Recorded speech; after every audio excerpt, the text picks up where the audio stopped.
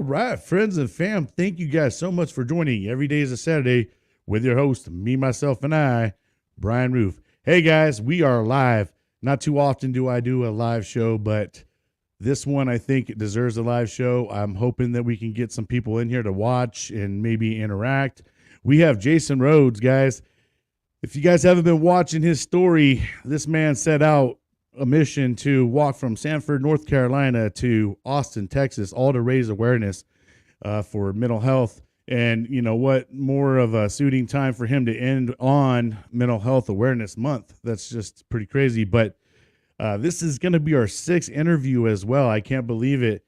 We started off with Jason on the day. Basically, we released his first episode the day he actually left, which was February 15th. So we're going to bring him on, and he's going to give us his latest update and how his whole journey went. So let's go ahead and get Jason on. What's going on, brother? Hey, brother. How's it going? Hey, man. Can't complain if I did. No one give a shit, right? Look at you now, Hey, man. Look at you now in a vehicle, huh? So, man, I feel like I'm in a spaceship. I'm like warp speed and shit. yeah, right, man. How's it going, man? You're done, man. Your journey is completed. I'm super excited for you, bro, and I'm glad to see that you're in one piece. Kind of give us, update on your last leg, and then we'll go through and ask you a couple questions. Yeah, I believe we the last one we did was Arkansas, if I'm not mistaken. Correct. Yep. So, and I can't remember if that was before or after the news interview. I think it was before. It was right before. Yeah. Yeah, because the news interview was the same day or the next day. Yep. Okay. So, all right. Ooh, that's a lot to cover. So we're felons now. No, I'm just kidding. So we did the news interview. We did the news. Sorry, man. My PTSD is kicking in a little bit. No, but so we did the news interview. Went really well. We left out of Lonoke, Arkansas, I believe is where that interview was conducted. And then, man, we just we booked it, man. We were moving through Arkansas. I had a couple days left there. It seems like maybe a week. And then I made it through Louisiana in like 2 days. Because it was just at that point, man, I was like, I'm ready. I want to keep this thing moving. I want to keep moving, keep moving as hard as I can. And so we made it through. The only part really of Louisiana we went through was a little bit north of Shreveport and then Shreveport. But that day we did 31 miles in one day. That was a ass kicker. And then crossed over into Texas, man, and have been pushing ever since. I started getting some physical issues in my leg in Arkansas. So after a 31-mile day in Louisiana, and then coming over into Texas, it started getting a little rough. Started having little foot problems on the left foot, left knee, left ankle, left calf, left thigh, left hip. It was all hurting pretty bad, but kept going. And then it got to a point where actually before we get to Shreveport, in Pine Bluff, Arkansas, I had to back up a little bit. In Pine Bluff, Arkansas, it was probably the first day that my leg was like really, really solidly hurting. And I had some guy pull up to me, it was like 11 o'clock at night. And he said, you need a job. And I said, no, not really. And then he let me know that he was a firefighter and his business partner was a firefighter. And they needed a guy to help them cut some grass for a day. And I was like, well, you're firefighters. I'll help you. I'll give you a hand. Maybe I'll give my leg a break, And wound up putting in a whole day's worth of work. They took me about 20 miles south in the direction I was heading to go to where we were cutting grass. And it was at the Arkansas Firefighter Training Academy. So all the new cadets that were, about to be put out into the world of firefighting in Arkansas were there. There was a pretty decent sized class. So I got to meet the instructors. I got to meet up and coming firefighters. There was a couple veterans in the room that were going through the training academy. Did let me stay the night, take a shower, eat a good meal that evening, eat a good breakfast that next morning. And then did kind of like a little send off for me, man. Got some pictures, and they had the whole class, stand at attention and salute me out when I walked out. That was it's pretty awesome, man. That was pretty cool. So that was one of the coolest, I think, encounters that I've had with, you know what I mean? It's hard to explain. It's just different. You know what I mean? Like, I actually got to encounter with them, they let me come in, speak to the class about, what we were doing. And, I gave a lot, and, they asked me if I could, give any of the young cats any advice. And I told them, if this is a field that you're going to be in for a long time, you're going to see things, grab somebody's number in this room and make sure you don't never lose it. Make sure you call them every couple of weeks, even after you're out of here. You know what I mean? That's probably the best advice I could think to give them, check on each other from time to time. And, but yeah, we set off out of there and rode down through Shreveport, got to stop and see a fire department or two, I think, while I was there. Just kind of stopped by the fire department, seen them, got a picture or two, and rode into Texas. And then I got into Texas, the leg was hurting a little bit more, and I had a guy ask me if I wanted to help him out on his farm. So I went and fed some cows and some chickens and some dogs and some pigs. And yeah, and then got me about 15, 20-mile hitch out of that for helping him out one day. So anything I try to do to kind of save the soreness on the leg, And then yeah, after that, man, pretty much just shot on towards Austin and been walking. Got into, oh my goodness, what was the name of that place? Antioch. I don't know the name of it. It's Midway, Texas. Pretty eventful there. Was laid down at a building beside a church, a metal building, and about to pass out down for the night, and felt the temperature drop about 20 degrees. Started seeing the lightning and the thunder. Started hearing the hail. Started seeing the trees start bending and breaking, and yeah, so was in the middle of a damn tornado, and I busted the window out of the building beside the church and climbed in, cut myself up pretty good, bled all over myself, obviously, and so after it was all said and done, I called the cops on myself, told them what happened, you know what I mean, and come to find out it was the new church they were building. So I busted the window out of a church. Not my finest moment, but that's crazy, yeah, it was that was a rough one. That was a rough night, man. And from what I understand, the weather that they've been having here in Austin all the way up to Midway and even east, more north, even a little bit further east, it's not normal. So I was like, well, here's your North Carolina storm weather for you, Texas. I brought it with me. But yeah, so I did get and then the cop gave me another 17 hitch to the sheriff's department, which he didn't take me to the sheriff's department. He just got me into town. And then, he said he couldn't get up with the pastor from the church, but they would try and see if he wanted to press charges. And the pastor did not press charges. He just told me to try to help him with the damages. And I said, okay, I can do that. So I appreciated that. And then I left Midway and just kept walking what seemed like till 2, 3, 4 in the morning until I got my ass to Austin. So walked through a lot more storms, a lot more rain, and got into Austin. I think it was about 3 days ago, maybe 4 days ago, 3 days ago I got here. But I was about 16 miles. I'd kind of Googled to see, where I needed to be, when I needed to be there, and found out that Joe Rogan owns a comedy club and that he was having Joe Rogan's and Friends Tuesday night, Wednesday night, and then maybe tonight or Friday night, can't remember. So I was about 16 miles from there. I said, well, I'll get up and do that in the morning, so I'll be there by the evening. I won't have to walk too hard, you know.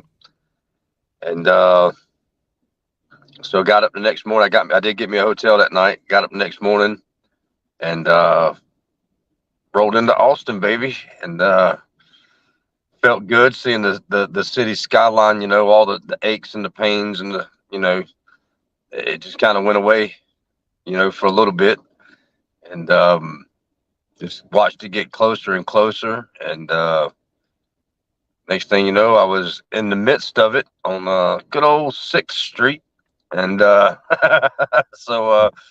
But yeah, it's very, very oh, what's the word I'm trying to use here? I don't.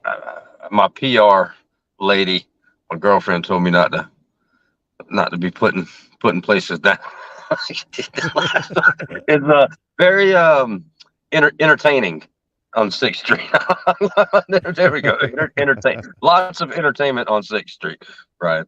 But no, I did. I went to the comedy club, and I figured he wouldn't go in the front door because that's on like a main drag, you know, where all the other hot spots are.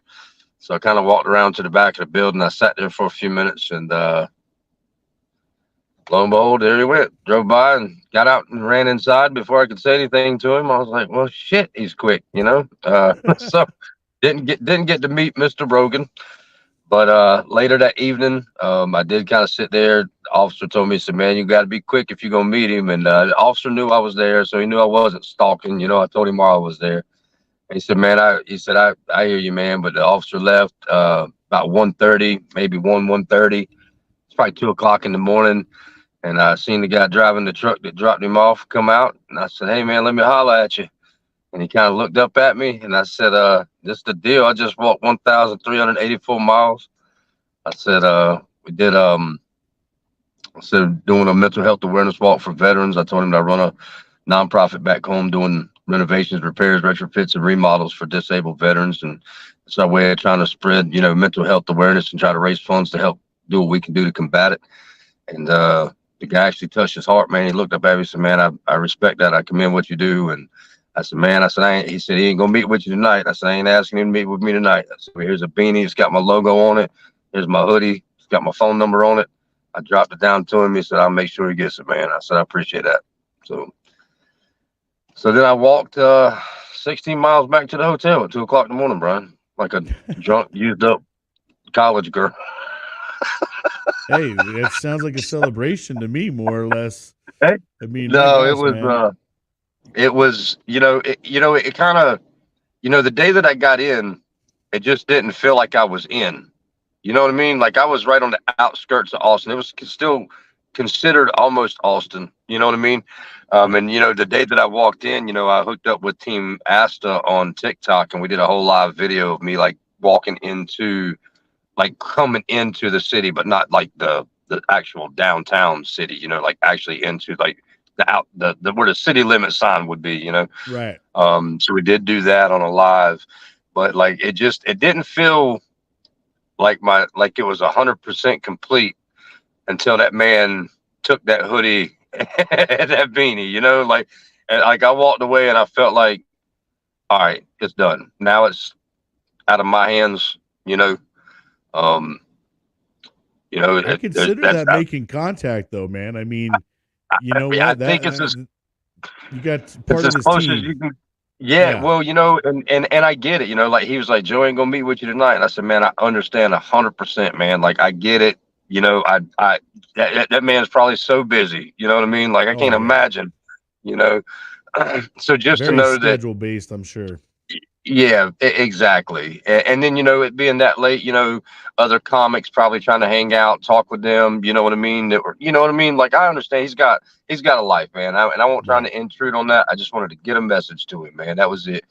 And, it's kind of crazy because I thought, I will say this. I thought in my mind, like kind of on this journey, because it's been almost 3 months. We're 4 days shy of 3 months.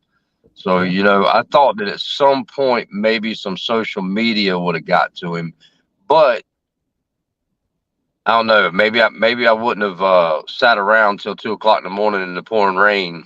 You know what I mean? Maybe I had to do that. You know, maybe that. Like I said, it just. I mean, it was just the weather conditions were horrible. The aches and the pains in the body. You know, just sitting there resting for 6-7 hours, and it's pouring down rain, and then it slacks up a little, it pours down again. It just it's like watch one of them football movies in the rain and the underdogs win. You know what I mean? I don't know how to say it, man. So. Well, damn, man. I mean, But what would be absolutely crazy is watch one of his, podcasts and him wearing your beanie. And you see that would, Renovet.org or another. man, Wouldn't that be some shit? if I just got to see that, Brian, if I just something, man, to know that something got to him. You know what I mean? And it would be awesome. That would be awesome. I would like, and it's a nice beanie. It's one of the nice Milwaukee thick, beanies with it's got the logo on, like it. Everything's good on it. You know what I mean? He's got that bald head, man, that he likes to cover up, though. So I mean, I know, man. I know when he goes out, bro. That's what I'm. That's why I said beanie. Give him the beanie. Give him the beanie. Everybody loves a good beanie, especially bald men love good beanies, right? Like so I was going on a hope and dream, but and then on the way back, I was exhausted on the way back, and I will say this, I had to stop, get coffee. It kind of sunk in a little bit, that it was over. Yeah, it's crazy, right? And before it's over, though, let's do a little bit of some reflection, man. Let's think back. What do you think's been your biggest obstacle during this journey? Let's just go with a couple some questions, because I got some questions that I think everybody would like to probably know as well. What do you think your biggest obstacle was from, and what did your actual mileage end up being at the end? Say that last part one more time, Brian. What was your mileage? What did you clock out at? What was your final mileage? I would say my mileage was actually closer to 1,400, just because of all the backtracking. And so when I came through Arkansas, it had me going down Highway 70, and I think it was Interstate 40 that ran. It might have been 40. It was a major interstate ran by 40. So anytime I needed food or water, I'd have to walk 2 miles because they ran parallel. So I would have to run 2 miles up, grab water, because there was no little towns and stuff on 70 that, I could get water. So I would almost do 4 miles up, up and, 2 miles up, 2 miles back.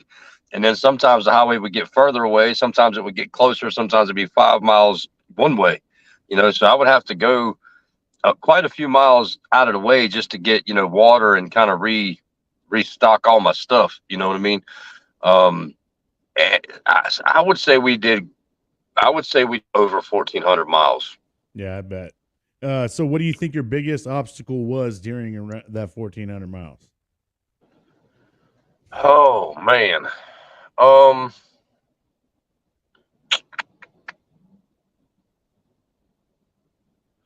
I'd have to say just that's a hard one, because I know, like in North Carolina, the biggest obstacle was the cold, but then it turned into Tennessee, which was still cold, but it was starting to warm up. It was, March, but then you had the mountains, and then in Arkansas, there was a point I got in Arkansas where I was on a dirt road for 3 days. That was rough.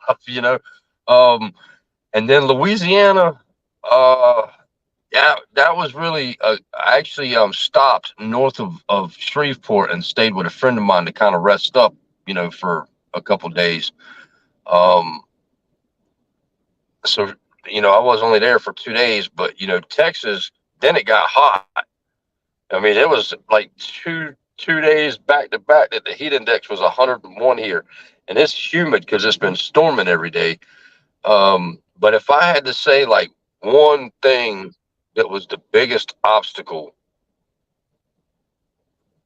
I would have to say that tornado, man. Like in my mind, it was stay outside and die, or get inside and maybe live. Like, I'm not gonna lie, I thought that was gonna be my last night on Earth, man. So I was gonna ask you, what was your scariest moment? So you'd probably say probably the tornado too. Yeah. So dang, now, yeah. So that would probably be my scariest moment. If I had to put, I think the mountains were my hardest obstacle. Yeah. I think the mountains of Tennessee, because Tennessee is all mountains. So it was mountains. You thought a couple times you were done with the set of mountains, and then you said there was more, come to right? Find out, just come to find out I'm at the top or the bottom. I'm like, damn it. So yeah, I would say the mountains were probably physically my hardest challenge. Mentally, like I said, I never really got to a point where I didn't say I'm not going to make it there. Like I always, no matter how bad I was hurting, no matter what was going wrong, no matter what, I would get up and just keep moving, So I never really, I mean, mentally, I'd tell you one thing mentally is not having someone to like there with you, like to talk to, like a personal relation, you know what I mean? Like a physical human there to talk to all the time. That was mentally challenging, emotionally challenging. I had to put some stuff to bed that, that I'd gone through last year. And I think I've done that, and I've come to some conclusions on some things, for the good. And then I think,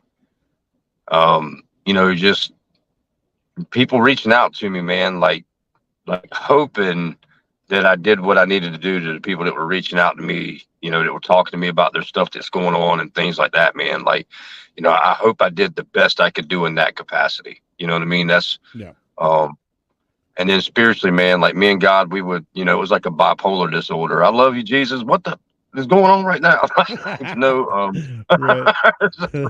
So we definitely are. We're definitely, me and Jesus are in a toxic relationship right now.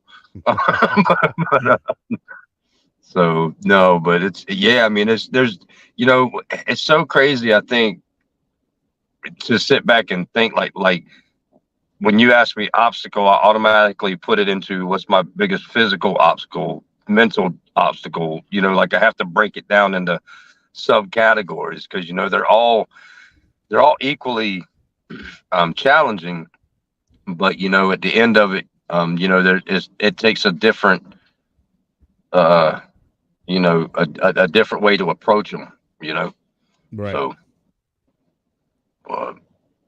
Well, so this one's gonna be like kind of a two-parter, and I don't know, maybe they intertwine, but what was your most memorable moment on your journey? And then what do you think was your absolutely like greatest moment where you just a moment that you'll never forget, that it just was like, I don't know. Maybe they're both the same question. I don't know. Well, I think that probably one of the most memorable moments for me, like the one thing that stands out in my mind the most, was that first 100 miles when I broke the 100 miles. I don't know. That just seemed like a huge. So it seemed like I had gone so far at that time. You know what I mean? Like it was like we hit 100. Like it was. It's all downhill from here, and that was the farthest thing from the truth. but I can remember that, and then I think after that, like when I hit the 500 or the 1,000. They were all awesome, but it was like that first 100. Maybe that's the answer to the second part of that question, if that makes sense. Yeah. And then I think I really think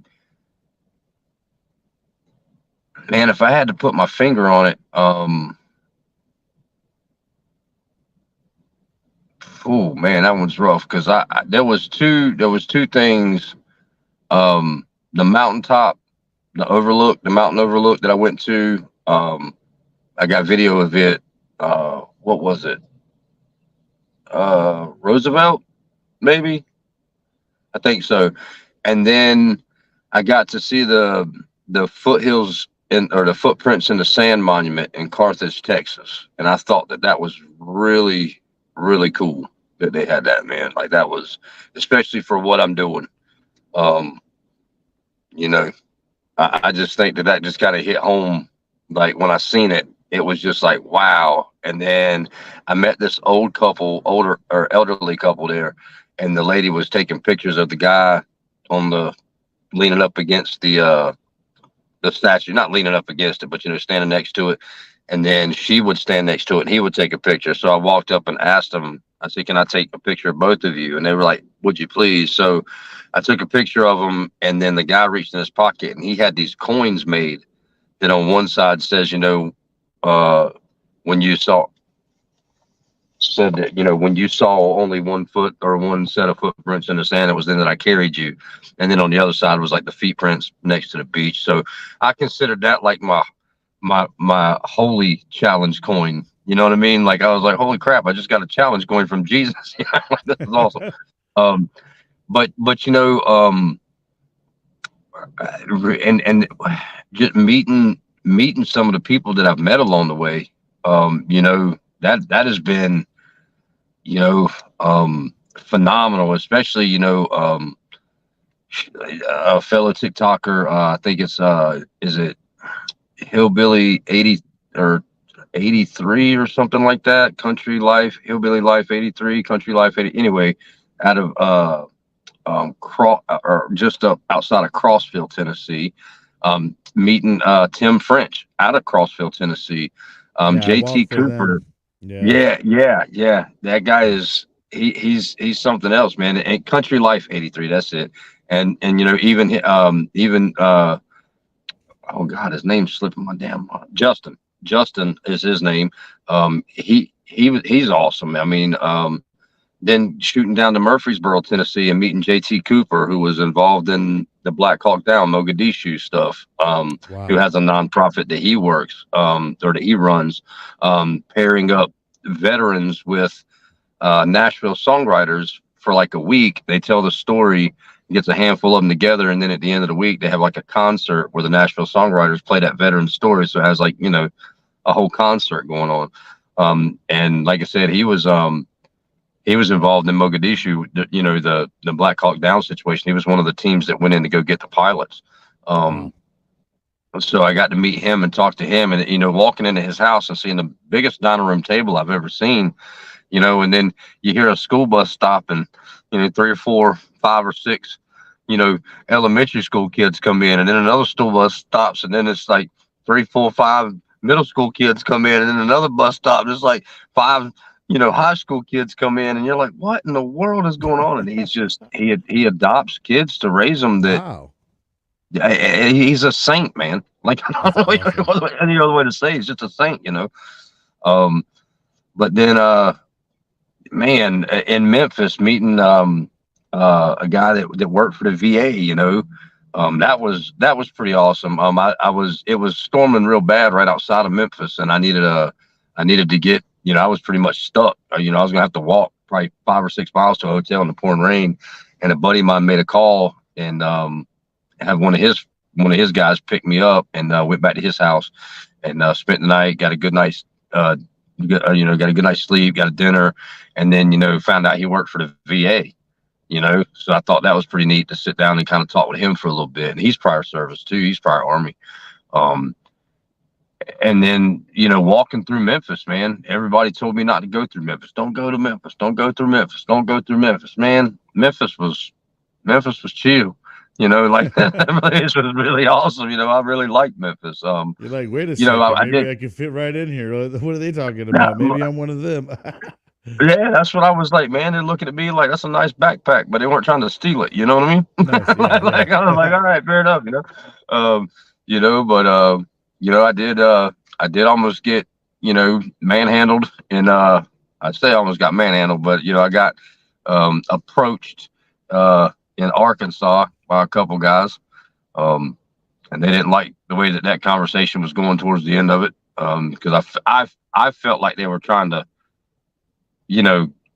surround me, pretty much. There was three of them, and I didn't like that, so I made a comment, and they were like, "Oh, wait a minute now," I was like, "Yeah," and they were like, "You're not who we thought you were," and I was like, "Yeah, your next victim." But it's yeah, that was But that like, was why don't you get on before you become my victim? yeah. Well, I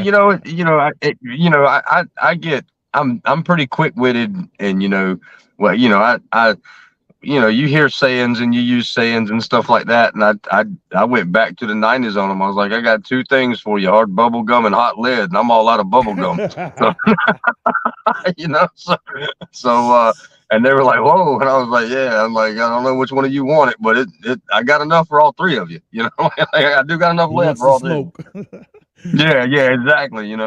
But that, and I'm gonna be honest with you, like, something that I learned too is, or something that in my mind, that situation didn't bother me at all. Like, not, I wasn't fearful. People I can handle. You know what I mean? Because worst case scenario, I know what the end game result could possibly be for either side. That didn't bother me. Right. The thought of being snatched up by a gust of wind and blown 3 miles away and into a tree line, and wind up face down in a river would, something about that kind of bothers me a little bit. You know what I mean? So the tornado definitely, the tornado, that scared the shit out of me, man. Like, I was like, like, you don't know what to do. Like, where do you go? Like, you're in the middle of a field with a building. It's like you got three trees around you and limbs. I heard they're pretty loud. Oh man, well, being under the overhang, all I could hear was the hail and the rain hitting the metal. Yeah. And I'm sitting here pacing back and forth, like, crap, like, I'm about to bust one of these windows. And then when the tree branches start blowing by, I'm like, yep, I'm going in that window right there. And I wasn't even trying to break the window when it broke. I was actually pushing on it to see how hard I thought I'd have to hit it, and that bit shattered. And when it did, I was like, well, I'm gonna go ahead and kick the rest of it around the edges and shimmy on through here, and then yep, I'm already a felon now. But I was, and even the cop, like, he looked at my hands. He knew I didn't punch anything. There's no marks on my hands. It's just one little mark on my thumb where I was pushing on it, and it cut me. And I did get a little scratch on my forearm, but nothing crazy. I think I got that one going through the window, but I bled like a stuck pig, man. There was blood all over that church's floor. So. And, I didn't realize it, but I had walked, from the doors to the back of the building to get away from the other windows that weren't busted. and I turned around and I looked up, and there's this crucifix right above me, and I'm sitting here bleeding below it. And I'm like, these people from this church are going to come in here and think that they're Jesus on the cross. They're like, oh my gosh. Yeah. Oh, he's real. He's real. He's risen. Yeah. He is risen. But no, it's just, I'm glad that the pastor was understanding, and I'm glad that the officer that responded was the officer that responded. He was great. He said, man, why didn't you just hang out here? And I was like, would you have waited out here? He's like, yeah, probably not. I was like, he's like, and then he was like, but my ass wouldn't be walking. I'm like, like, I was like, well, Jesus doesn't talk to you. So, but it's, yeah, man, that's, man, it's so hard, man. Cause that's one of the things, like I said, Brian, you had to break down into categories of, like, the things that you've seen, or places that you got to see, or people that you got to meet. You can't really have just one on something like this. You know what I mean? There's so many things that are, like, the greatest moments, and I mean, even right down to like the social media interaction or like the podcast or the news interviews, like they all in their own right kind of have, their own special spot, you know what I mean? Special place, in your your photo album of memory book. It's like you can't just reach in and pull one out, but like that's my favorite, because it's just it has been challenging, but I think that's been one of the best parts of the overall journey for me is just knowing that walked, almost 1,400 miles or maybe a little over 1,400 miles in 3 months and never stopped. Like just kept moving crazy. all the time. Unless it was crazy, man. Obviously a storm.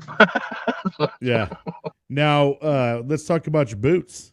Give a little shout out about them boots too, man, because I know the boots were made for walking. Brother, I'm gonna tell you what. They have held up amazingly. I don't have one stitch missing. I mean, I know it's heel toe, heel toe, heel toe. That's how we walk. And I mean, the heel on them has a little bit of a slope on it from, I think, but in my opinion, just kind of helped my foot roll the way. Yeah, no, I haven't actually. I think it's just the way that, when it hits the back, because I made sure I didn't wear out my sole, Yeah. But yeah, they've been great, man. I mean, Altama did a great job with these things, man. They're good. They're really good boots. I can say that, they've held up through climates, different terrains. I mean, even like walking on the blacktop in Texas in 100-degree weather, like that says something. You know what I mean? Yeah, no kidding. That's great. And I mean, waterproof or not waterproof, but water resistant. I think my boots only got wet one time, and I mean it was pouring, and I had this poncho on, and it was like the water was running right off the poncho, right onto the laces, and that's the only time my boots got wet, the inside of my boot. But I mean, you could just I would walk and I'd watch the stream pour off my poncho right into the lace, and I'm like, really, of all the and it wouldn't stop. So eventually I was just like, shit on it. They're already wet now. Let's just keep moving, But I know I took them off that night and the next day they were dry. I mean, and they were soaked. So that was nice. But yeah, man, hands down, I think that these boots, played a big role in me getting here. As you know, so let's rate their the 5 states from your favorite to your least favorite. Oh man, you gonna get me in trouble on this thing, man. All these states are like, oh, you were number 5, oh, we're number 4.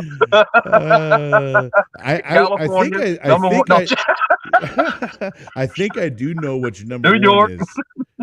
I would say, if I was to guess, I would go Tennessee number 1.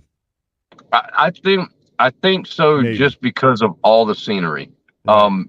And again, the challenges of the mountains were the hardest challenge, and knowing you made it through was a huge sense of accomplishment. Like when I crossed over into Arkansas, coming across the Mississippi, like that was, that might have even been better than that first 100 miles to me, honestly. Not even a mile marker, but just saying that I walked 460 something miles through Tennessee, But yeah, I would definitely say Tennessee for the scenery, and the interaction. And I think it's because I was probably there the longest too. I got to meet more people. Obviously, some of the best interactions and then one of the worst. Damn dog. But yeah, I think, and then I would have to say, I'm gonna be honest with you, man. I think Texas, then Arkansas, and then Louisiana, and then North Carolina, just because North Carolina, I've been through so much of it, Right.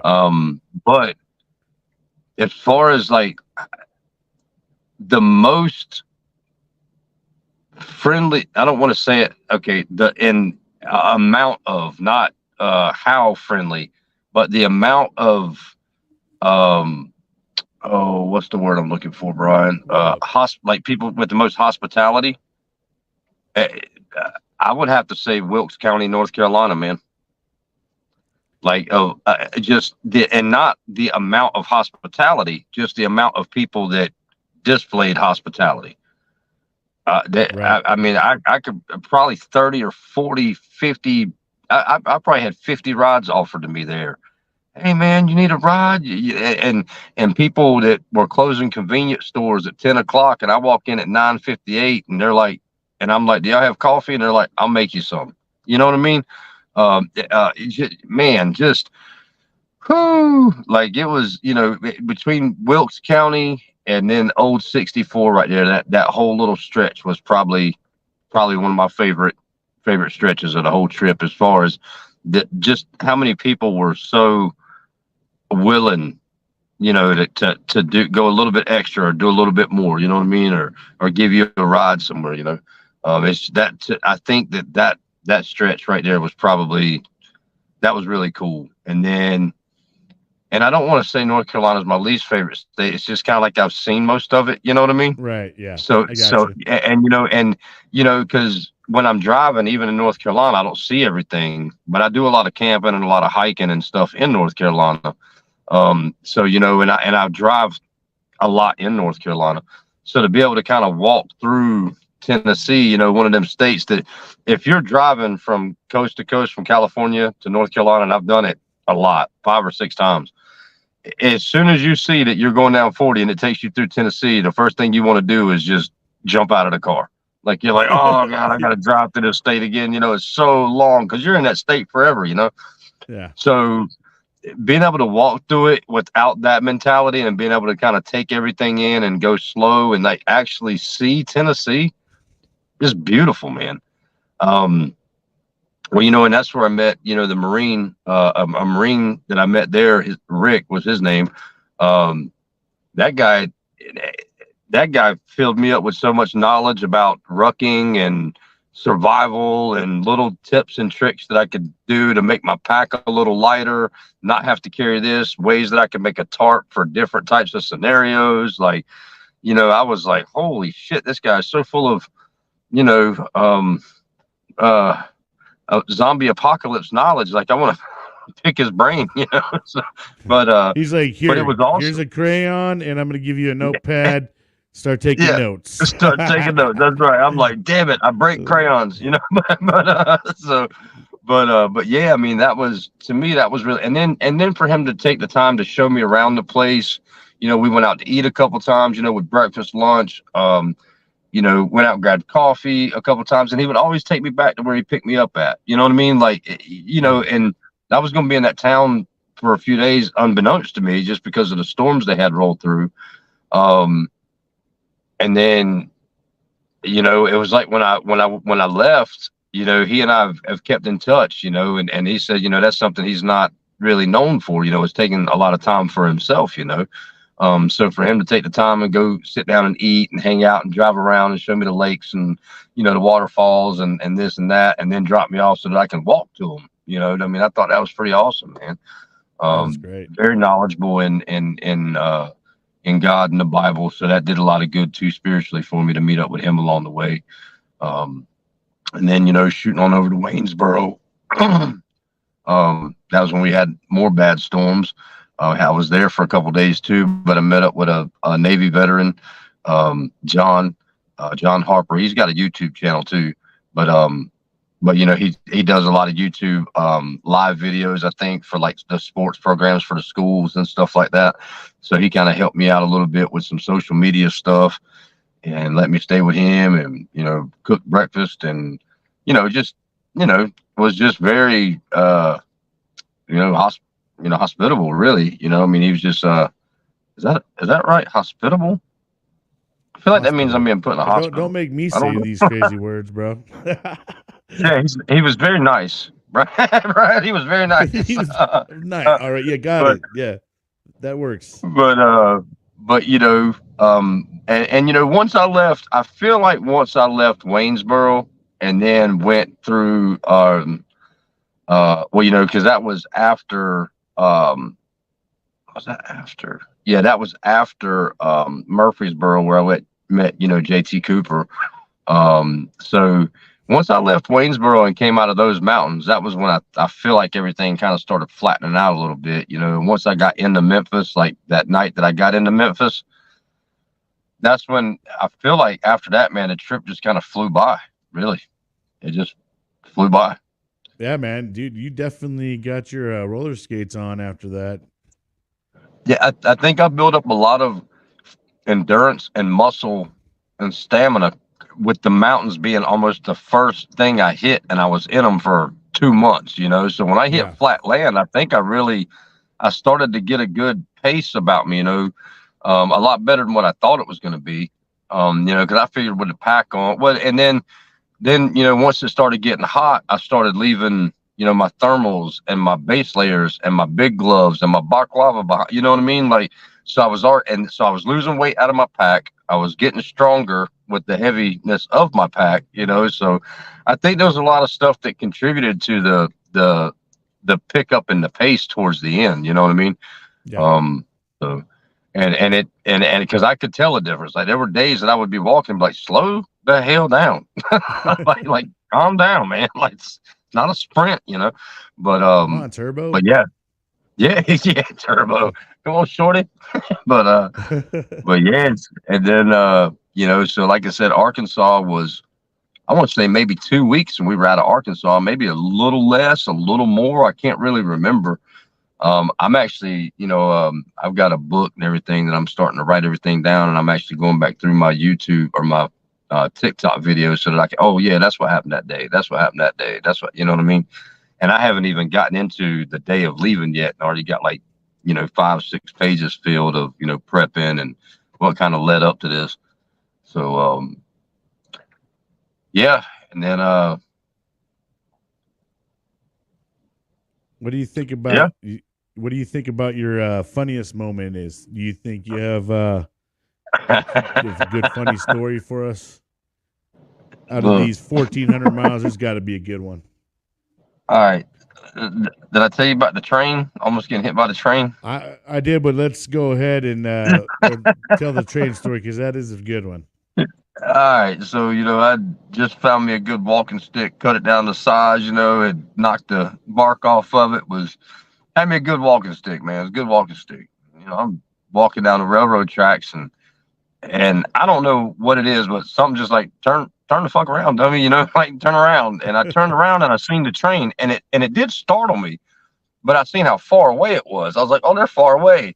And then I realized how fast it was going. I was like, holy shit. So I, get off the tracks, and you probably could have counted to fives, before this thing, like 5 seconds before this thing went whipping past me. It was so loud, and all I heard was this high pitch. And I was like, man, this thing's blowing the horn at me, And then as it's sliding by, I'm like, no, this thing is like slamming on brakes. Like, so I mosey on through the woods and get back over to the road, I'm like, well, let me get the hell out of here, all these train derailings been happening. I want to be under this son of a bitch, So I get over to the road, the blacktop, and I'm walking, I got my sunglasses on, my hat, my walking stick, and about 200 yards in front of me, where's this thing, where the front of this train stopped, and I'm walking by, and all I hear is this guy, you stupid son of a bitch, you stupid mother. And so I take my walking stick and I start tapping the ground in front of me like I'm blind. So that way you think that I just wandered onto the railroad track on accident, so he wouldn't be so mad at me. But I don't think it worked. But yeah, he was definitely trying to not hit me. I think he was probably look, because he was leaned over the thing when he popped up and seen me. I think he was looking to see if I was under the train. Like he at that point, he was just like a driver. He just closed his eyes, like, oh, we're gonna kill him, But yeah, sounds like so that movie. What's that movie? Stand by Me or something with those 3 boys. Yeah, well, so I did it. That was one of my favorite movies growing up, man. Yeah, bro. Yeah, this reminds me of it.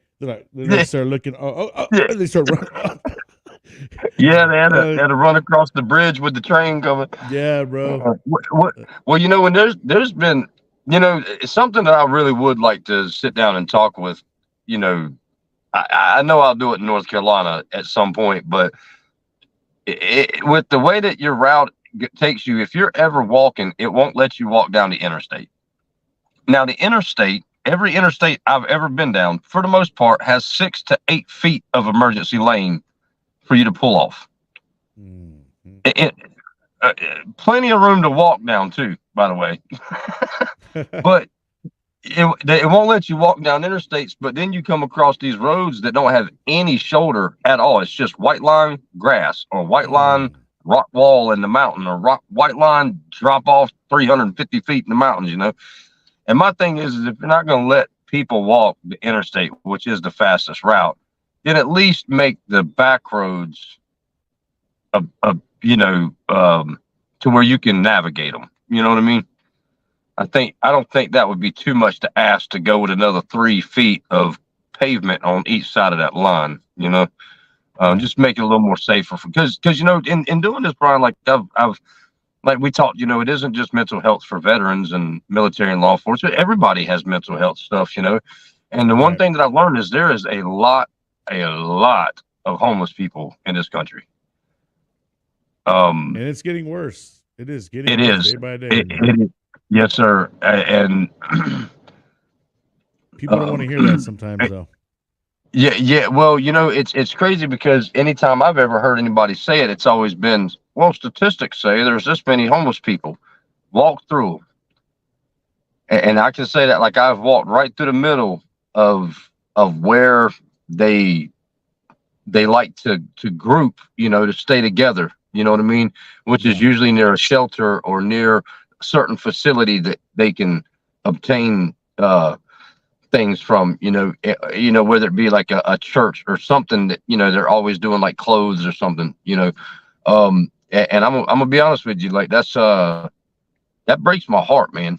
Like to see how many people and veteran status aside, you know what I mean? Like whether they're homeless veterans or homeless citizens, it breaks my heart. And then, to think that some of them are there because of the same reasons that veterans, did say, or not even this, but, veterans are, become addicted to alcohol and drugs and things like that. And then look at some of these people. And that's what I say, man, there's so many similarities between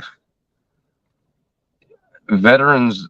And I don't think it's necessarily from my point of view, something that I'm starting to see is, I think that people that are up here look at veterans almost the same way you look at inmates or incarcerated people, or I don't know. There's not a lot of love for us, man. There's a lot of facts you're spitting here, but and people don't want to hear. Well, it's because the reason I'm starting to make the distinguish the similarities is because some people that are homeless weren't necessarily veterans, and they're looked at the same way. Right. And not saying that veteran status should give you a little more, but I guess let's just take for instance, and this is kind of my thought process on it is, if a veteran doesn't know all the steps that he can take through the VA, to me is no different than a citizen that might be on Medicaid, might not know how to correctly navigate that system as well. And to me, it just seems like there's a lot of information that's not being put out there to help us receive the best of what we can, no matter what we are. Absolutely. I just, because there's a whole bunch of programs, but there's not a whole, it's so hard to find the information on it. And I have my thoughts about that too. Because these programs have to be funded, and I'm sure they're probably federally or state funded programs. But then if you look at it, there's probably somebody, sitting in a chair making $300,000 a year, while people are starving, and their whole mission or their whole program is supposed to feed homeless people. Yeah. Doesn't make much sense to me. And that pisses me off. really grinds my gears, Brian. No, man. I mean, I'm pushing 20 years of being a veteran, right? Still to this day, I'm still learning all kinds of things that I wish I would have known about 20 years ago. There's, And that's and there's just not enough being, if it's being said, or things are being dropped. A lot of good information out there is being dropped, or it's not getting across to the right ears, or the right people. that's Like I said, it happens to me all the time too. When I've been in a crunch or something, and I'm trying to do something through the VA, bro. You get sent down the number train. Yep. How many different numbers you call before you get any kind of help? Sometimes, if any. Or back to number one. Yeah, no shit. Yeah, Like, wait a minute now. bro. That's a whole new meaning of circle jerk. Yeah. You know what I'm saying? For real. But well, and that's the thing is, there's and then you look at, there's so much time and stuff being spent on foreign stuff. It's like, let's and I can't, obviously I can't, we don't have enough time to get into all of that. I mean, the internet would shut down and we would be banned. But no, but at the same time, it's just kind of like, I've kind of learned a lot, man. Like I've been slowly obtaining information and absorbing what I've been seeing and what I've been hearing, and you can't do that from sitting in DC or sitting in a governor's mansion or sitting in a White House. You can't see some of the stuff that I've seen, man. And I'll 100%. You're not going to see it unless you're in it. Well, that's the crazy part to me, especially when it comes to a lot of the government and stuff like that. Not to get too political, but what's crazy is there's a lot of people making decisions on issues they've never been through or experienced, but they sit there and they want to talk because, they're looking, data says that, I can make data say whatever I want to make it say myself. But the thing is it's rough, man, when you have people. And that's why also when veterans struggle going and getting help and seeing people, is because here they are talking to someone that's never experienced or understand where they're coming from, and they think that they can treat that situation the same as something that's happened to someone here, on the state side or something. It's hard to it's you're never to gonna make a lot of things very convoluted for us. They want to hide it so that you can't figure out how to use it, so that you can't use up the fund. Yeah, so that you can't use the funding, so that somebody in that department gets some type of bonus for you saved us on our budget this year. Right. And it's like, well, you did it because you screwed over people out of the benefits that they've, and this is the part that pisses me off when it does come to veterans, is the benefits that they sacrificed and fucking earned, man. They and it's got me thinking about this too. Why can someone who chooses, because this isn't always the case, but why is there someone who chooses not to work can get some type of medical benefit to where they can go anywhere that they want and get medical services, right? But yet a veteran, you have to go to only specific places, and that place might be 3 hours, 4 hours, 6 hours in another state for a certain thing. So let me tell you, dude, I don't know in your state, but in my state, they do take care of you in that manner now. So I am allowed to, if this just happened to me for chiropractic care, they try to, because I'm in LA County, but I live like an hour and a half away from actually LA. We're part of LA, but we're like on the outskirts of it.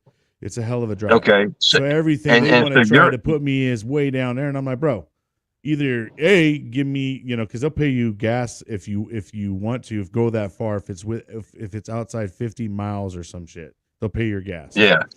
But if I was able to tell them I got a VA approved chiropractic care within the same city that I live in. And they're like, oh, well, give us that person and we'll fax over the information. And so, I mean, here in California, I do know that, and I want to say, bro, things have changed on this thing where you can get your appointments a lot closer to where you go. You just got to sit there. The problem is you got to go talk about it. You got to say, hey, I want, and then you got to go do all the legwork because some of these places that are close to you may not be approved, but all they got to do is just fill out some form real quick, fax it in, and then boom, bada bing, and then you're, here you are, somewhere local.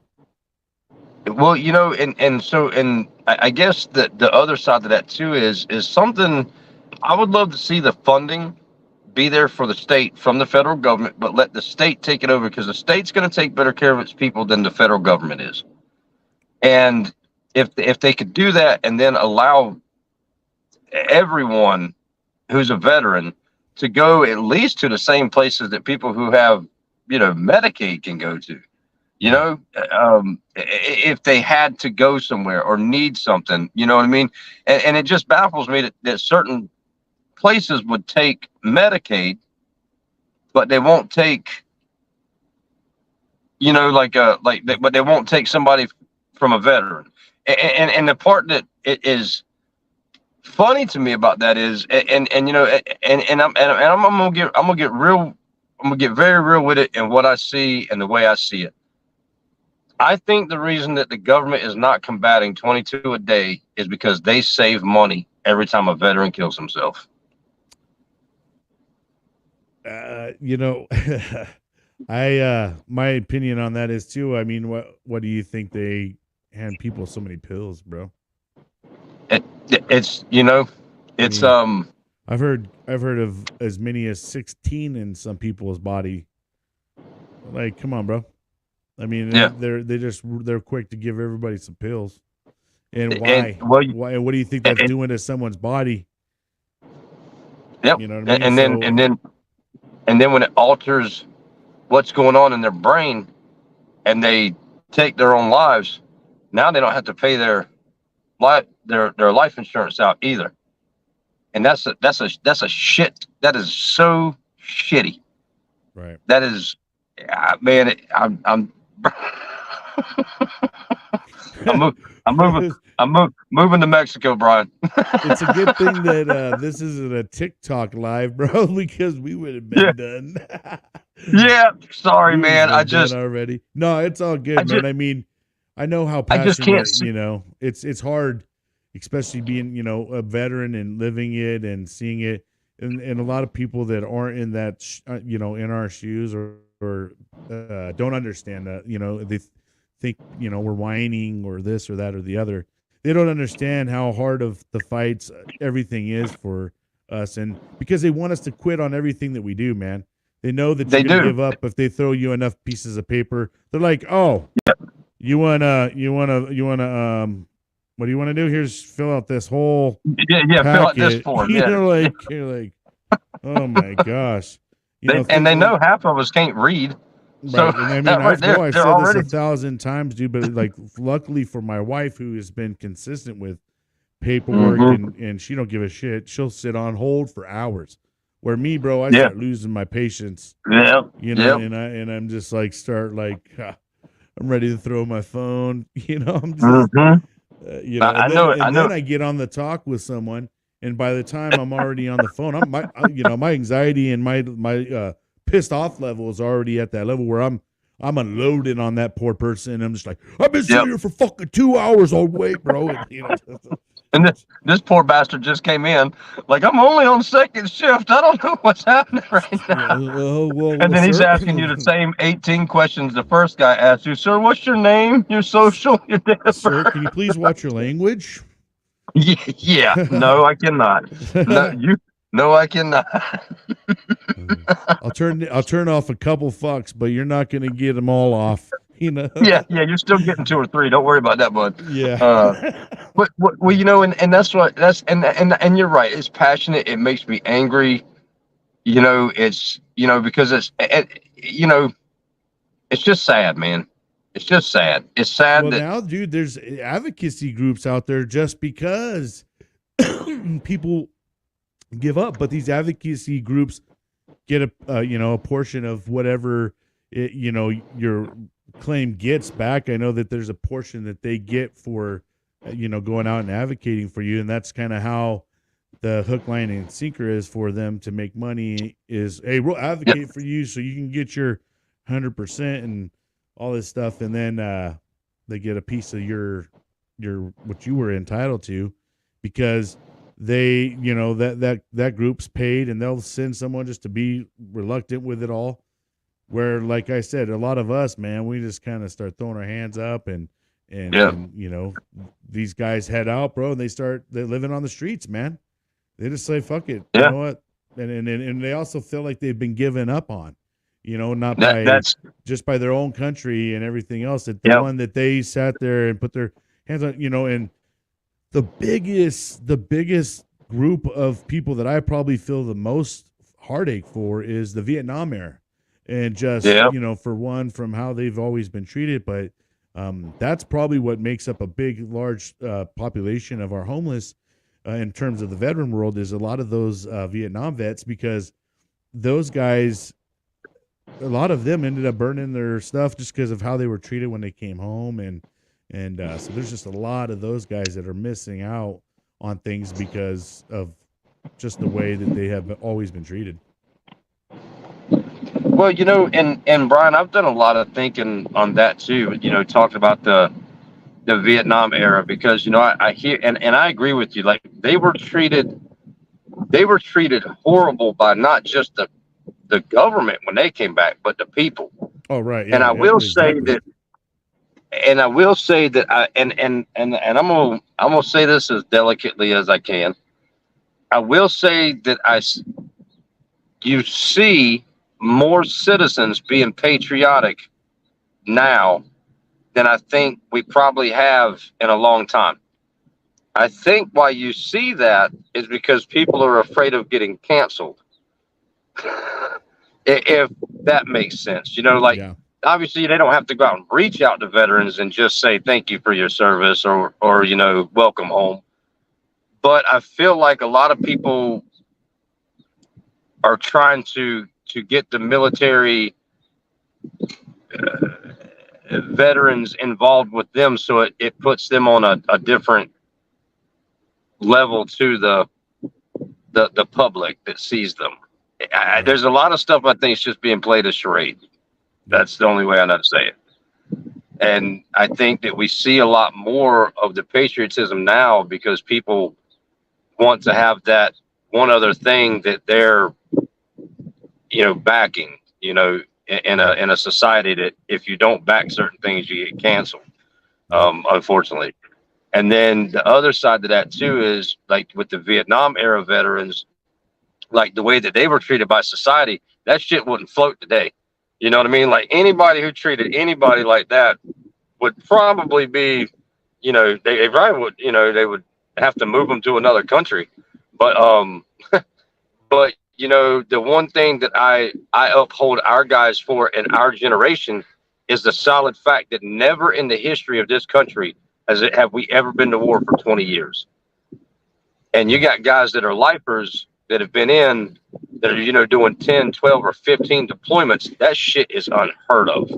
And that guy has his whole adult life has known nothing but train for war and go to war. Yep.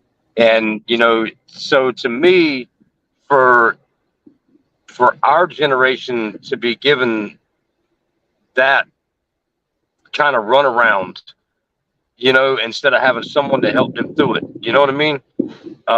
That, you know what I'm saying? That's a, because like I said, it wasn't 2, 3, 4 deployments. And a lot of people are like, well, the Vietnam War was so, violent. And I'm like, there's no such thing as a not violent war. I agree. The Vietnam War was a horribly violent war. And it was shit that we had never seen before.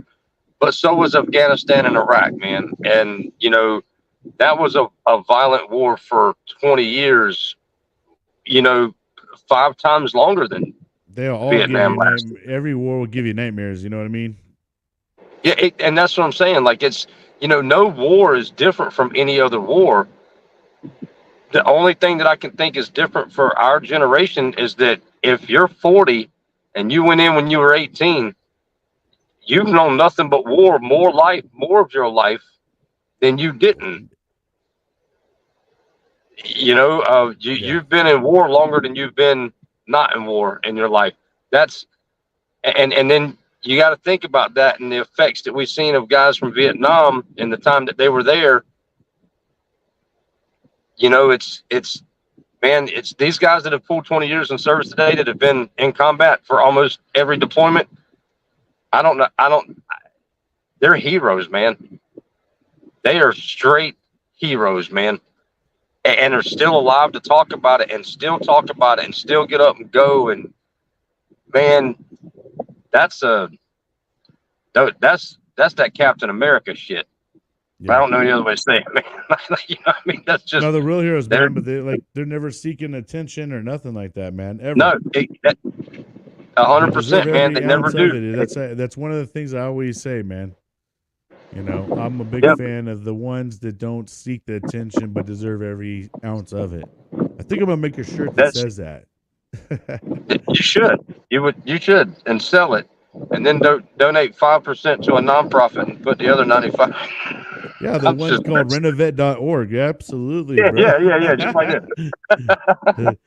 No, it's I've learned a lot about nonprofits and the laws and rules and regulations on that, and it's discerning, it is, the way that things are set up. I think it's something that it's this is kind of sparked some ideas in my head. I think maybe once you get yourself settled back in at home, man, maybe we do like a weekly veteran talk live, on YouTube or something. Yeah. And we could open up the panel and bring in other veterans, but we just talk about the issues that we face, things, and not just complain about them, but come up with solutions, man. Things that we can maybe do to make things better.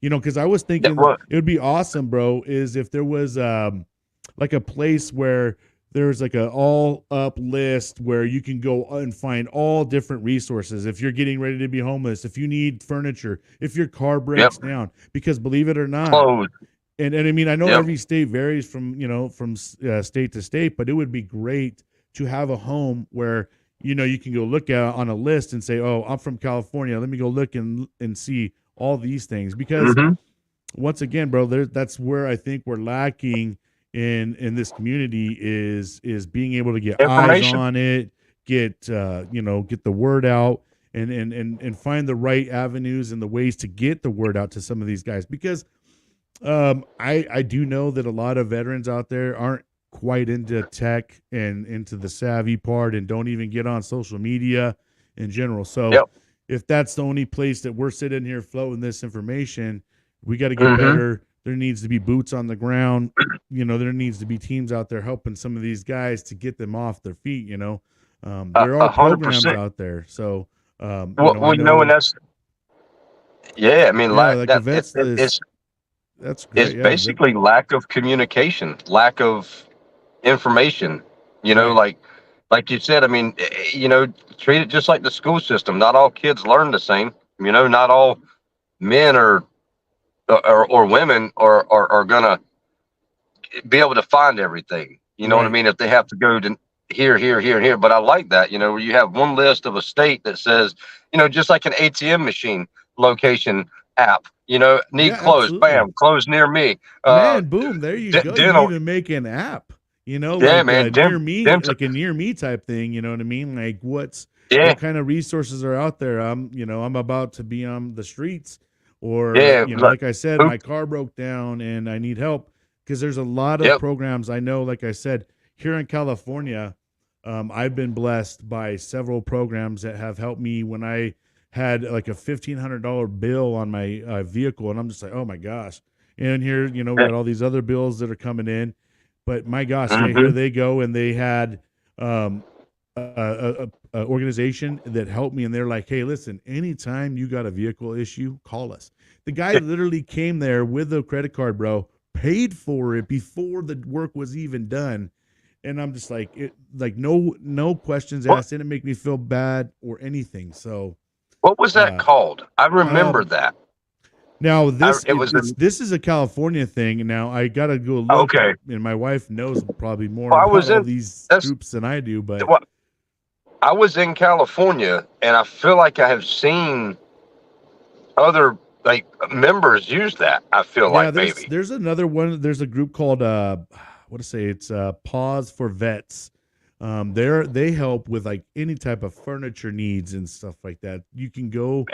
They have a place down in what is it, like by Anaheim, and it's kind of like a big open swap meet, man. And you go in there, you can pick out anywhere from tables to couches to refrigerators. To have that place to have that place listed on an app for near me. You know what I mean? Just do all the research and find all these places that do stuff like that. That way, if you're an hour north of Anaheim, you can put I need furniture, and you click on the furniture near me, and it locks in your location and gives you all the little red dots like it does hotels on your Google Maps or whatever. It would be that would be Joey epic, knows. Man. Joey knows. He's he also kind of works in the VA stuff, but his local county helps out at veterans. There's all types of things like that, but once again, not everybody knows that those types of things are out there. So it'd be great to find ways, not only just like maybe a nice app, but I mean, because almost everybody has cell phones nowadays, even people on the streets.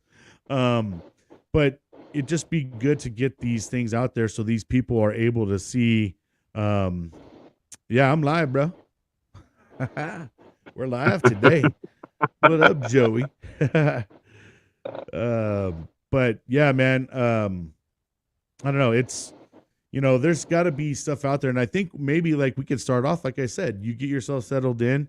Maybe we have like a weekly podcast, and we just start bringing on veterans, and we just start talking about the local issues and talk about the local agencies that have helped us, and then we can start consolidating all of our stuff, and maybe we come up with a page or somewhere, and it's just a resource page where everybody can get all kinds of stuff. Now, I do know, if you have ever can check out two drunk dudes in a gun room or something. I think that's their name. Yep. They're the ones that started the gun room radio station. Yeah, man, those guys, they have resource lists inside their app and stuff like that. But that's just something like that we can totally, definitely, elaborate on, expand on, and another place that we could just draw from. It shows even places that you can get certain type of discounts and stuff like that, Hell yeah. Because right now, man, every little ounce helps, and especially so for anybody that is 100% disabled and you're on a fixed income, that's it for you. You know what I mean? There's no raises. Yeah. You sometimes get a cost of living every, hopefully in January sometimes, but there's no raise, there's no bonuses, there's no overtime. You get what you get. That's right. And, and that's got to go pay your bills, all that fixed income. Yeah. So I'd like to be little thing that can help, man. I'd like to be on their resource list one day. You know what I mean? That's like my goal, is I want to be at a spot where I can do those things for people that need it. You know what I mean? Yeah. So if nothing else, Jason, I mean, at least, dude, you're good. You started this thing, man, and it's something that you can start looking for state representation where, hey, I'm out of here, but then I got some guy here and, that's just as passionate and wants to do what I want to do. And then you just grow state to state, city to city, things of those things, That's kind of the goal is, once I get back, my first order of business, be able to try to look for a CFO. I need a chief financial officer that knows the ropes and knows how to go after, grants and things like that for us. So that'll be my number one goal when I get back in. So. Yeah. Pro vets that are highly percentage rated need to all be on YouTube, right? What's that? A lot of things. It's a side hustle. Perfect side hustle for vets. I'm gonna tell you, this is a whole advocate system on Facebook, man, and those guys get a percentage once they go and fight for you, because from the time that you open up your claim or whatnot, it's it generates that clock, And Yeah. if it takes them a year to give you your decision, well, they back pay you a year worth of pay. So, yeah. But yeah, I mean, we kind of got ourselves a little bit off the topic there, but sorry about that. I think no, man, absolutely no. I think it's a good thing that maybe we circle back on this, and I think it's an opportunity for maybe a show. And like I said, maybe it's something we do weekly, bi-weekly or whatever. We'll see how your life turns, gets you going once you get back into the swing of things. But with that being said, too, bro, what's next for Jason, man? Where are you going? Now that you're done with your walk, I see, we see you in the car. What's going on for Jason now? Yeah, I'm gonna drive this back. I'm gonna take I'm gonna go up through Mooresville, Tennessee. No, I'm not. I take that back. Scratch that. I'll have to drive back up there. But I'm gonna go home. Uh, Jennifer's gonna pick me up from the airport, and I'm gonna go spend some time and maybe go grab a bite to eat, like have an actual dinner. Like a good sit down dinner with other people. And then I've got to go get my truck, my trailer, my tools, and everything. Make sure everything's in order so I can start going back to work and putting some money in the bank, because this was definitely financially draining as well as physically draining. So I wish we'd have done a little better on that side of it, on the donation side of it, but maybe that stuff will come in time. Yeah, maybe this is just the beginning of it. My goal was, once I hit Austin, people will see that how dedicated I am to this and how much it means to me. You know what I mean? Because 3 months of living out in the way that I did it and the way that I came here, and being pretty much physically self-supportive has been rough. But like I said, I thought that, or I'm hoping that maybe reaching Austin will kind of let people know how passionate I am about this and how much it means to me, and how much how dedicated I am to everything that we're trying to do. Yep. So, and yeah, man, I mean, and, the biggest thing is just trying to get your word out, and that's get that word out there. Yeah, man. I mean, to all the people that have followed, donated, I can't tell you how awesome and amazing that has been, and to the ones that haven't, shared it, liked or followed and just watched or whatever, maybe after, maybe if they know the whole story behind it, they're like, okay, so just, I'm gonna keep trying everything I can, every route that I can, to keep getting more social media following during this time. That's one of my biggest things to do when I get back. Like I said, CFO, social media, go get some work, get some money back in, get some bank accounts set back up, so maybe we can. It might not be a walk or something, but maybe we can plan something a little different next time. Do some maybe some hiking or something like that. I've got a couple ideas stewing around that I want to try at least once. Something fun that'll get people out, get people in nature, because I can say this, that helps. Just being outside, man, being outside, being in nature. You ain't got to be by yourself. You don't have to walk 1,000 miles or 13 or 1,400 miles. Just take you a little nature walk, go to a little state park, hang out for one weekend, and that'll probably get you through a couple month or two, and then you might need it again. And maybe that can start becoming a new addiction of ours, man, is getting out, man, just getting out and into nature, and just the fresh air and the everything, man, the scenery, the smells, not just the fresh air, but all the aromas that you get from it. Stay away from cow pastures and dead animals.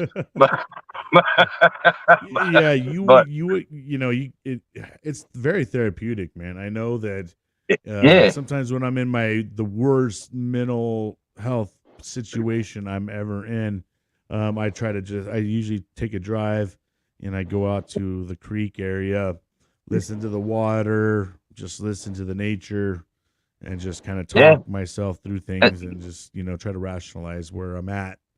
Yep. But nature's been the most settling, I think, therapy for me. It is, and that's why I say, like, on this walk, like, I haven't had a whole much of nature time.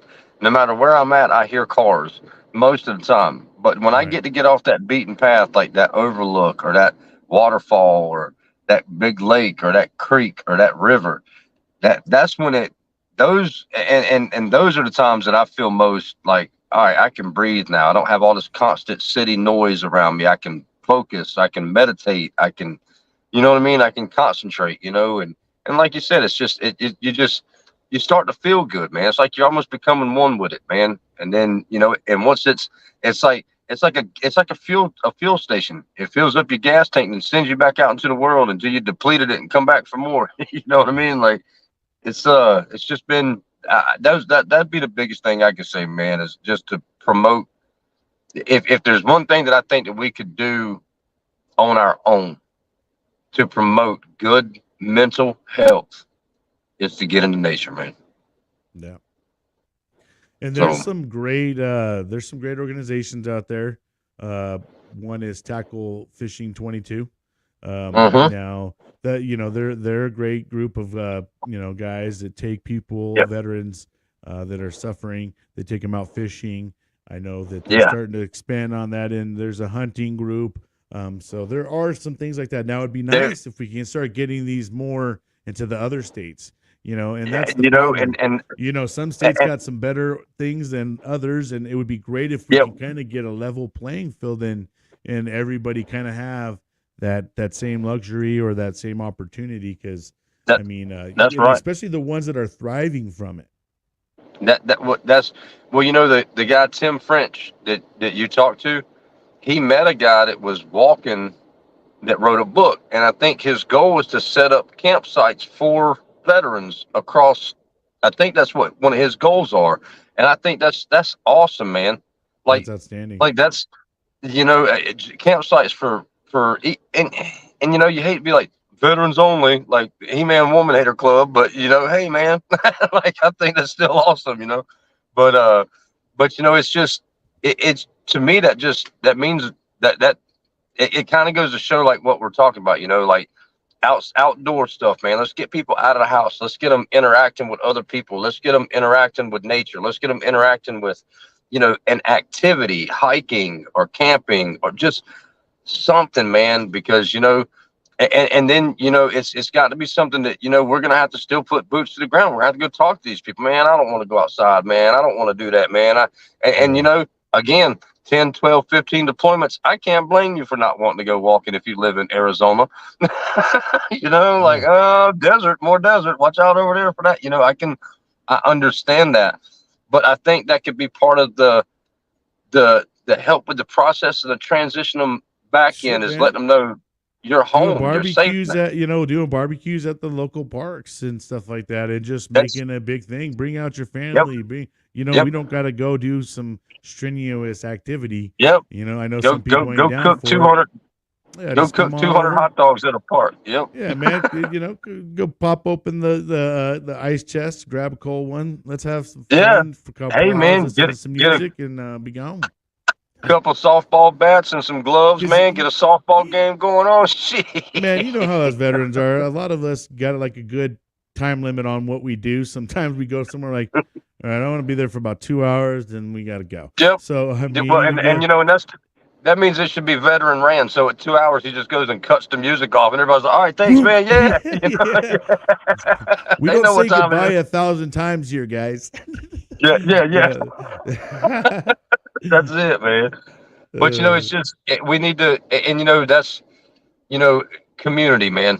yeah. I think we've been talking about that since and the that's beginning, Brian. and that's Community. kind of why I'm Eh, trying to do that Facebook thing too, on the making a group on that Facebook area where I want to build a community in there where people come on, tell funny jokes, memes, Yeah, give information, have fun with it, man. Want to just yeah. keep It building will. these communities where we can feel comfortable again, feel like we're Yep. part of something, feel like we can shoot the shit, talk, Yeah, 100. without feeling like someone's gonna be like, oh my gosh, what'd you say? Like, Yeah, yeah. Well, you know, and I do want to say this before we hop off of here. And I kind of maybe I should ask you. I'm gonna ask you a question, bro. Oh, hey, fire away, brother. So I keep seeing this thing that keeps coming across TikTok, social media, stuff like that, where it's like a stitched or like a duet video where it's, you know, mental health is your own personal responsibility. And it's pissing me off to no end on it. Because some people have what, especially veterans, have this thing that's called TBI. They don't know they have a fucking problem. So you can't say that because some mental health is not, in my mind. I think that mental health, it isn't, it's more than just being depressed. It's more than just, you know, there's some depression and things like that are byproducts of, could be byproducts of other things that are more seriously wrong. That for instance, if a person is sociopath, they don't know they're sociopath. They think they're normal. Right. You know, or if they're psychopaths, and those are mental health issues. And it's just bothering me every time I see one of those daggone things. And I wanted to ask you. That's kind of a bad slogan. I mean, I get where the slogan's going with it, because the only one that can fix sometimes the inside of your head or the mindset is yourself, right? I mean, I know that for like with, there's points where me and my wife, we both were in a mindset, and once we kind of got past the mindset, we saw things so much clearer. But we had to deal with those things on our own, that part. But there is also that other part that you need to help and assist someone to get there and say, bro, and it's hard sometimes to tell someone like, hey, bro, I think you got an issue or you need some help. You know what I mean? But and I think that in the same time, I think that sometimes it's hard for us to say that to ourselves. Right. Exactly. No, we do, and we're very prideful. I mean, especially veterans, bro. Part of sometimes admitting that you got a mental health issue or you got a PTSD issue is you feel like you're admitting that you're failing somewhere or you're not adequate or you're, and that's a lot of how we've been trained, man. The mindset of, so that's the hard part is we don't get conditioned to know, to decipher what is okay to fail at and what's not okay to fail at or whatever. Everything to us is fucking, we cannot fail, and we cannot fail. Win. Yeah. If we lose, we die. Once you get out of the military, there's a lot of missions out there that you're going to fail at. Well, and that's to somehow learn how to navigate through failure again. Yeah. Well, and it's, and something to hit on that too, because I like last night was like rough on me, man. Like I said, I just kind of sat down and I tried to get a hotel. Shit went south. I couldn't even get a good night's sleep. I've been walking all night, 2:00 in the morning out in the rain. Like, it was just like yesterday was like, and then I sat down and it's like, I'm done. Like, what the fuck do I do now? and it's like, and I was talking to Jennifer and she was like, it's almost like withdrawals. Like, I don't have to walk anymore. Like, I don't have to get up and go. I got to get, you know what I mean? Like, it's almost like I just sat down and my body is like, whoa, bud, what are you doing? You ain't supposed to get up, move, And I think that that's another thing that's kind of ingrained in us, and it took me a long time last night to say, like, the Bible says, just be still. Sometimes it says, just be still. And that is the hardest thing in the world for me to do. And like, I've just been kind of trying to get, like, all day this morning, like getting this car was not the easiest thing for me. Like, it so many things, like hurdles and stuff, but it was just like, it'll happen if it's supposed to happen. If it isn't, maybe I'm supposed to stay here because of X, Y, or Z, like it felt like for the past 2 days, I've been stuck in Texas, man, like stuck in Austin. Like, I'm just like, I'm here now. I got to get out of here. I don't know what. Yeah. and and like in my mind, I mean, I was literally thinking like, daggone God, like you told me to walk, I walked, and now you're gonna leave me here dying to heat, like like You're like, you son of shoot, a man, like I'm done walking now. yeah, nah. Wait a But second. then it was just like yesterday was like I was on one yesterday, man, and I haven't been on one like that on this whole trip. I was just like, Yeah. the hell, like listen here, Bubba. Like I said, but it's a very toxic relationship between he and I sometimes, but it just, once I was able like this morning to just sit and just be still, and Well, you know it's what, dude? Even though the walk is done, the journey may not be over. You know what I it's mean? So and that's in I have to keep telling myself that because I'm yeah. very, I look long term, but like in the moment, you're like, okay, this is done. It's like, where the hell do I do now? Like, what? And then it's like, all right, I'm gonna go get a good night's sleep. And then the hotel's like, no, you're not. And I'm like, fuck, And the next hotel's 12 miles one way or 8 miles. I'm like, oh my god, like, I just want to lay down. I just want to go to bed. So last night was very rough, very rough for me, Brian.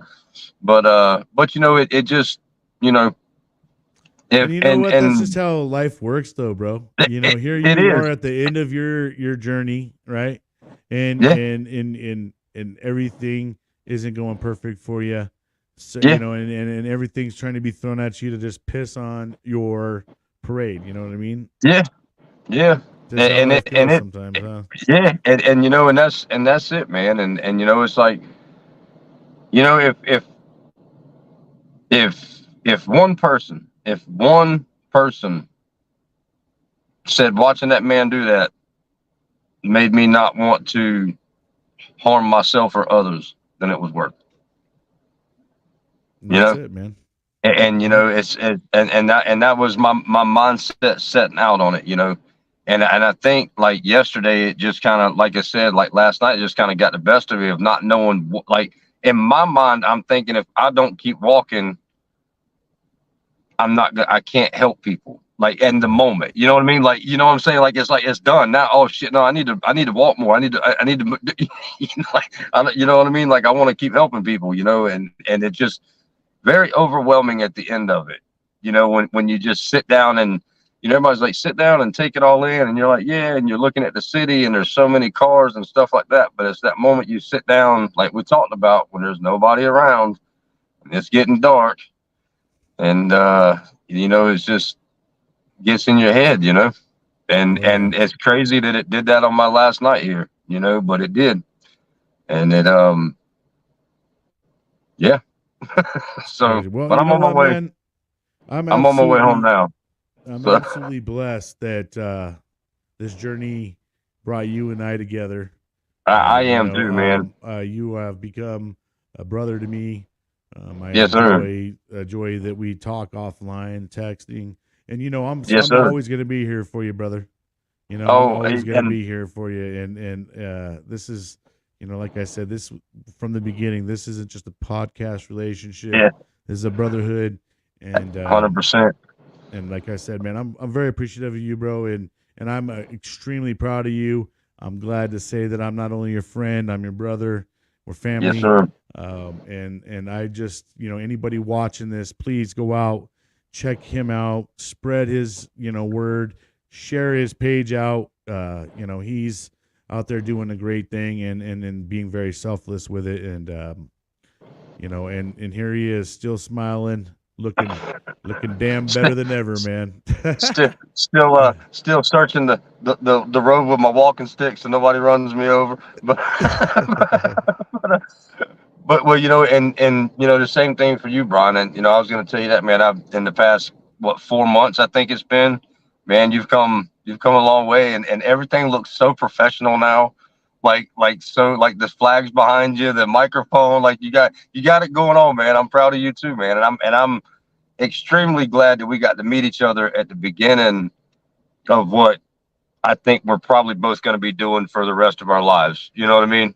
Yeah. I feel it, and I am, brother. I'm happy to have met you. I'm happy that we have the relationship that we have, man, because I can't tell you the text messages or, hey man, let's do a podcast, like along the way, just how much more, how good that was for morale. And then also how good it was for me to get those messages from you just like you said, like I love you, man. You've been awesome to me, and you're solid, and I'm proud of you.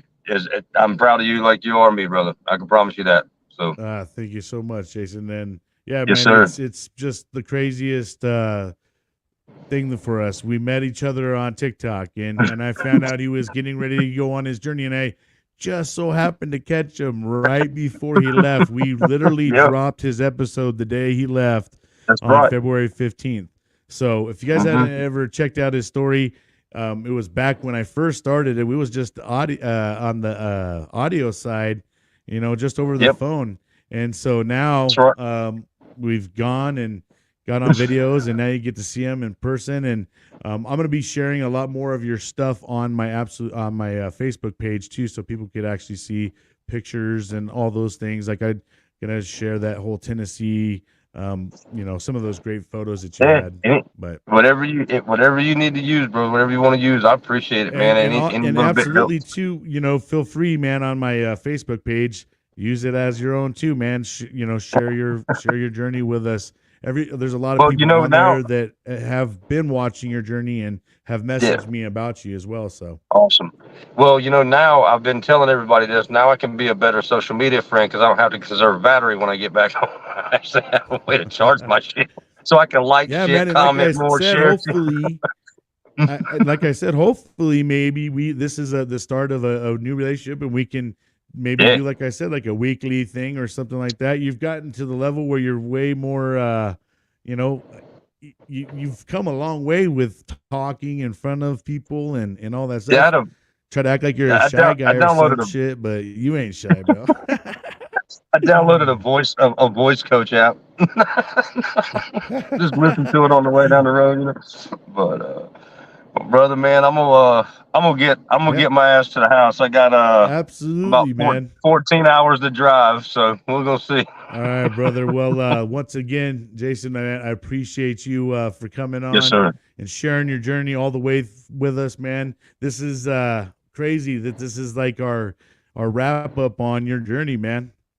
But Yeah, that's God bless you, man, yep, and I know you're gonna have some fun, bro. I know you're gonna have some fun. So do that yep. and stay frosty, brother.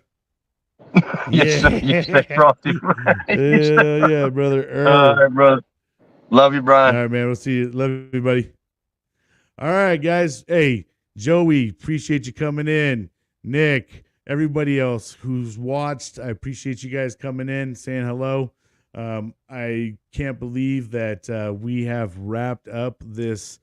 I think this is our 6th interview with Jason, and now he is finished. He walked all the way from Sanford, North Carolina to Austin, Texas, all to raise awareness. I cannot believe it. I am absolutely excited for him that he's done, and he's got a great future ahead of him. But anyways, if you guys haven't had a chance to go check him out too, check him out. And if you're not having a good day, make it better. Don't let it kick your ass, kick its ass. Until next time.